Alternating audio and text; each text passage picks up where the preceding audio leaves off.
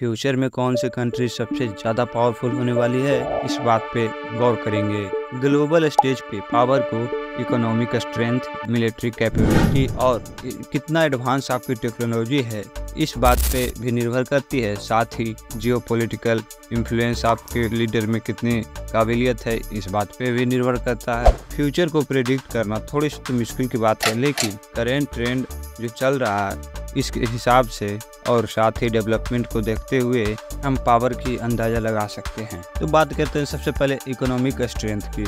Economic power एक fundamental pillar है nation influence का। फ्यूचर में वो कंट्री जो ग्लोबल मार्केट, टेक्नोलॉजी और इनोवेशन पे, डेमोग्राफी शिफ्ट को सबसे अच्छी तरह से जो अडेप्ट करेगी वो सबसे पावरफुल हो सकती है। अभी के टाइम पर यूएस दुनिया की सबसे बड़ी इकोनॉमी है, डाइवर्स इकोनॉमी बेस है। तो सबसे पहले इसी की बात करते हैं। ये एडवांस टेक्नोलॉजी सेक्टर और नेचुरल सोर्स का फायदा उठाता है, लेकिन राइजिंग पब्लिक डिबेट और पॉलिटिकल पोलराइजेशन उसकी इकोनॉमी स्टेबिलिटी को चैलेंज कर सकता है।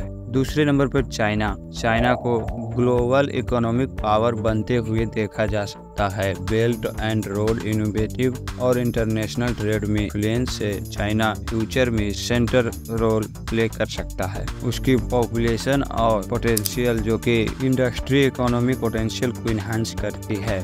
बात करें तीसरे स्थान की तो इस पे इंडिया भी कायम है, जिसका यंग और growing population, booming tech industry और इकोनॉमिक रिफॉर्म्स के साथ इंडिया सिग्निफिकेंट इकोनॉमिक ग्रोथ देख सकता है। अगर ये इंफ्रास्ट्रक्चर और सोशल इनक्वालिटी जैसे चैलेंजेस को नेगेटिव कर सके तो ये ग्लोबल स्टेज पे मेजर प्लेयर बन सकता है। बात करें मिलिट्री पावर की तो इसमें यूएस अभी दुनिया के सबसे टेक्नोलॉजिकल एडवांस और वेल फंडेड है। US global network of military base और अलायंस जैसे नाटो उसके इंटरनेशनल इन्फ्लुएंस को इन्हांस करता है। नेक्स्ट जनरेशन टेक्नोलॉजी जैसे साइबर वॉरफेयर और आर्टिफिशियल इंटेलिजेंस में ज़्यादा एडवांस बनाता है। चाइना अपनी मिलिट्री कैपेबिलिटी को रैपिडली मॉडर्नाइज कर रहा है, नेवल पावर एक्सपेंड करने में और एडवांस मिसाइल सिस्टम डेवलप करने में और आर्टिफिशियल इंटेलिजेंस और साइबर कैपेबिलिटीज में इन्वेस्टमेंट से चाइना यूएस मिलिट्री डोमिनेंस को चैलेंज कर सकता है। बात अगर मिलिट्री पावर की हो रही हो तो रशिया भी इसमें आता ही है, जिसमें न्यूक्लियर कैपेबिलिटीज और कन्वेंशनल फोर्स पे स्ट्रॉन्ग एम्फेसिस है। ईस्टर्न यूरोप में एक्शंस और मिडल ईस्ट में मिलिट्री प्रेजेंस से रशिया अपनी इन्फ्लुएंस असर्ट कर रहा है।